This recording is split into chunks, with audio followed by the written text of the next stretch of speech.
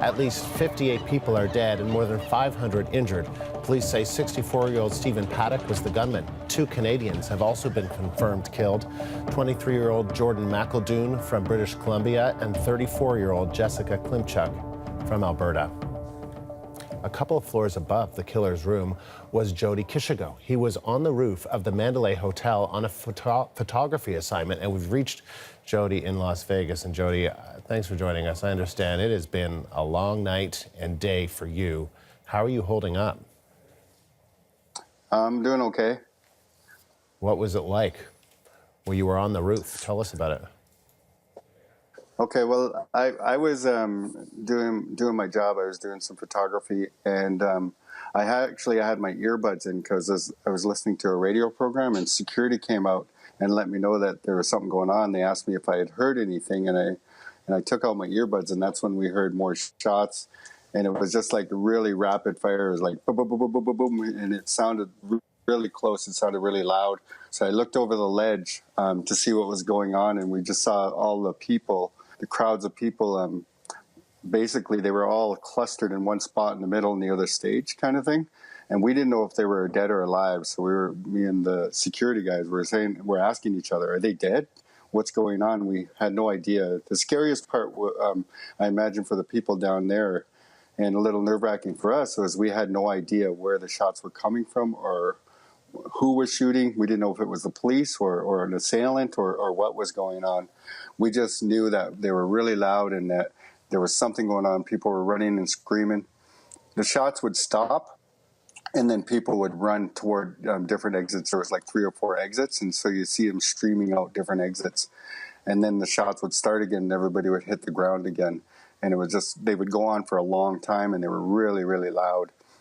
And I was up there, and then the shot stopped, and then there were some single shots, like a pistol, and there was about 4 or 5 single shots that went off. So we had no idea how many people were shooting or anything. We just didn't have any clue.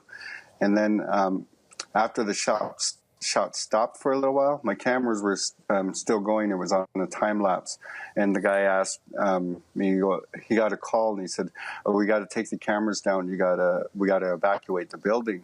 So I started taking the tripod down and the cameras, and I have a big black plastic case for the cameras, and it looked kind of suspicious. So I was a little nervous because the police helicopters were starting to circle looking for the shooter, and I was the only one on the roof with the security guys, and I had this big black plastic case.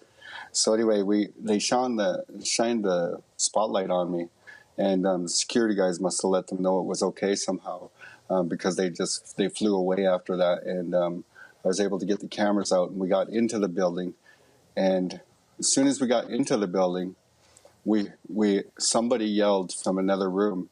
They yelled that the shooter is in the building, is in Mandalay Bay, and and then they just said, "Everybody get down, get down." So we hit the floor, and we laid on the ground.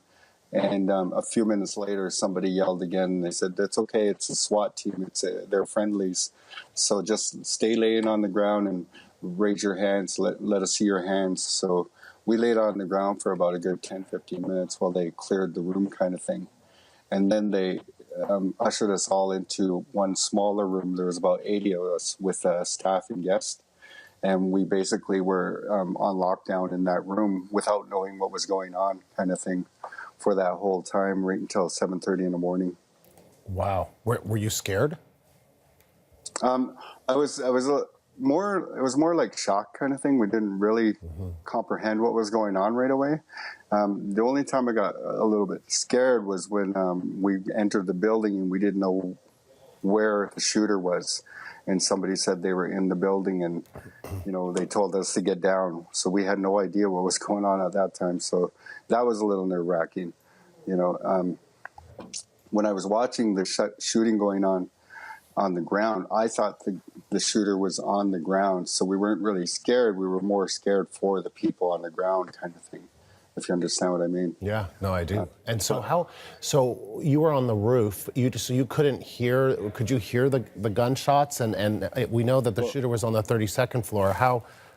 What is the roof a few stories higher? Yeah, I was probably almost directly above the shooter, and I had no idea I was above him at the time. We thought the shooter was on the ground, so I didn't feel like threatened at that time because we assumed they were on the ground, and it's quite a ways distance from the roof to the ground. But as the shots continued to rain down, you could hear them they were just so loud that, it made me a little a little apprehensive standing on the ledge. I thought, frick, those sound like a lot closer. So I kind of got down from the ledge and just, that's when the shooting started, and I got back up and looked again, and, everybody was pretty much scattered by that time. And, I was able to start bringing the tripod down and the cameras down. What is Las Vegas like today? What's it been like walking around? Well, when we came out of the building, we were only allowed to exit, as you can imagine, from one specific area, and everybody was ordered, not ordered, but told that, if you have car here or a room here, you're going to have to get to it later because they have an ongoing investigation. So Las Vegas Boulevard, the main strip, was closed from a certain area to a certain area. So I can't get my vehicle until later on as well. It's parked over by the site. There's not a lot of traffic right now in the area where I was, but there was, it doesn't seem like, I think people are more in a surreal mood more than anything, as opposed to shock and awe kind of thing. I think it hasn't really kind of hit for some people who are right there on the ground kind of thing. Jody, appreciate you taking the time to talk to us today. Thank you. Okay, thank you. Jody Kashigo in Las Vegas. He was on the roof of the Shooter's Hotel last night during the attack on a photography assignment.